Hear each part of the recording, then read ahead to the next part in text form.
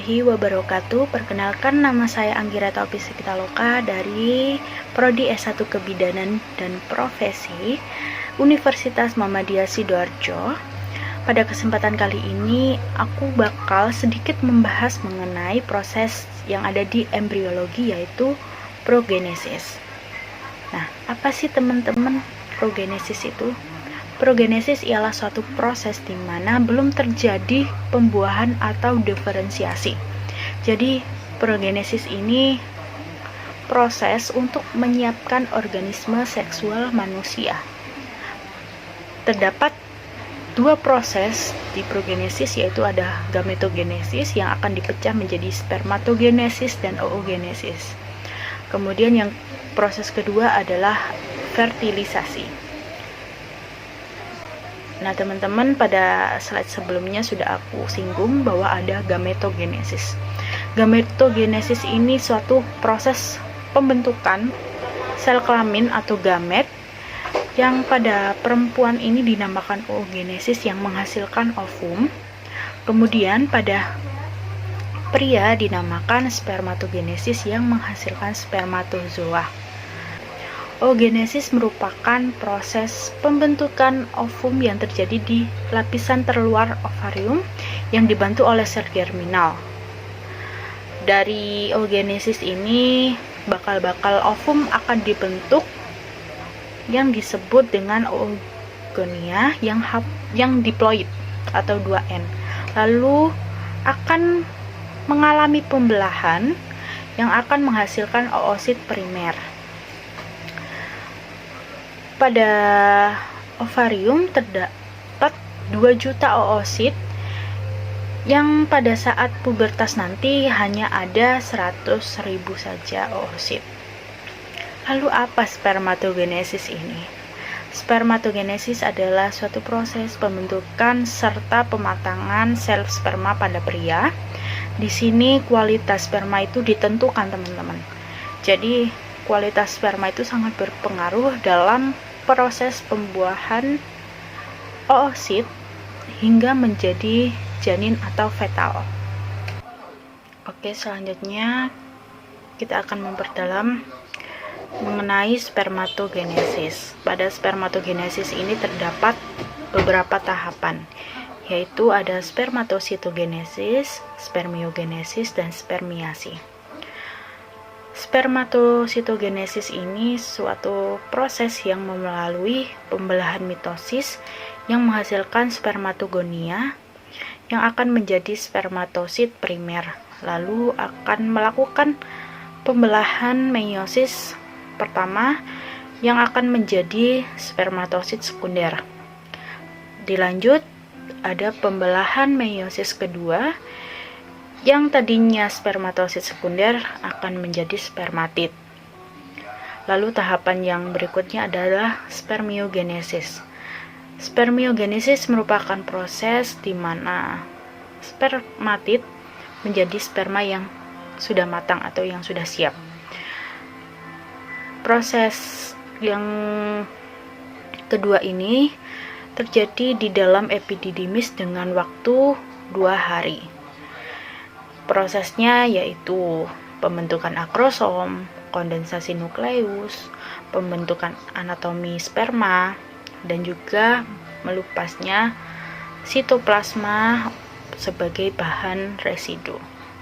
Kemudian yang terakhir adalah tahapan spermiasi, yaitu proses pelepasan sperma yang matur dari sel Sertoli menuju lumen tubulus seminivellus dan juga epididymis.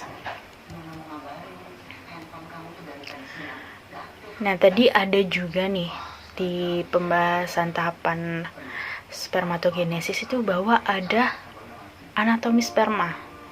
Di sini ada yang pertama ada bagian kepalanya. Bagian kepalanya ini berisi nukleus, bisa dilihat berwarna biru itu, teman-teman.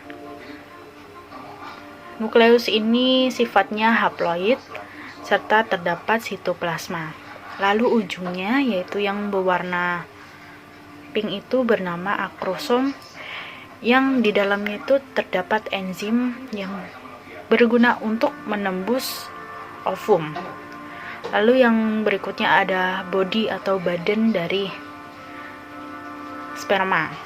Bagian badan ini terdapat di tengah yang berisi mitokondria yang berfungsi untuk memberikan energi untuk pergerakan sperma. Yang terakhir ada ekor. Ekor ini suatu flagella yang fungsinya untuk alat gerak sperma. Pada ekor terdapat dua bagian, yaitu bagian yang terpanjang ini teman-teman, biasa kita kenal dengan principal pes, dan juga ada yang bagian terpendek, itu ada anpes. Lalu kita bahas tentang pembelahan. Pembelahan pada manusia itu ada dua, yaitu ada pembelahan secara mitosis dan juga ada pembelahan secara meiosis. Pembelahan mitosis nih teman-teman. Apa sih pembelahan mitosis ini? Jadi pembelahan mitosis adalah pembelahan yang menghasilkan dua sel anakan. Jadi sel induk ini akan membelah dengan kandungan kromosom yang diploid atau 2N sehingga menghasilkan sel anakan yang juga diploid. Oleh karena itu, dalam pembelahan mitosis akan menghasilkan dua sel anakan yang identik. Teman-teman, di pembelahan mitosis ini ada beberapa fase pembelahan, yaitu ada profase, metafase, anafase, dan telofase. Profase. Sebelum profase ada interfase. Interfase ini kromosomnya belum bisa diidentifikasi karena seperti benang yang berlilitan. Jadi dilanjut dengan fase profase. Jadi fase profase ini yaitu sel kromosom ini akan melakukan persiapan dari segi sintesis protein, lipid maupun yang lainnya. Jadi di fase ini kromosom akan terus menebal tapi lebih pendek teman-teman, dan di fase ini emang fasenya fase yang paling lama. Namun di sini masih belum dapat diidentifikasi. Kemudian pada fase metafase. Pada metafase ini kromosom sudah dapat dibedakan karena kromosom ini sudah berjajar deret ini, tetapi sedikit belum bisa dibedakan dengan jelas. Lalu selanjutnya ada anafase. Anafase ini sel kromosomnya akan dipisahkan ke kutub yang berlawanan. Nah, ada yang di kanan dan di kiri ini, yang dibantu oleh sentriol. Nah, sentriol ini banyak ditemukan di sel eukariota. Lalu ada telofase. Telofase ini pada gambar membelah menjadi dua ya teman-teman. Kemudian setelah telofase ini yang menjadi dua ini akan mengalami pembelahan atau pembuahan sitoplasma. Pembelahan yang kedua adalah pembelahan meiosis. Pembelahan meiosis ini ada dua, yaitu fase meiosis pertama dan fase meiosis kedua. Fase meiosis pertama ini tidak terjadi pada sel wanita maupun sel pria saja, tapi keduanya. Jadi sel wanita itu menghasilkan oosit primer, lalu pada pria menghasilkan spermatosit primer.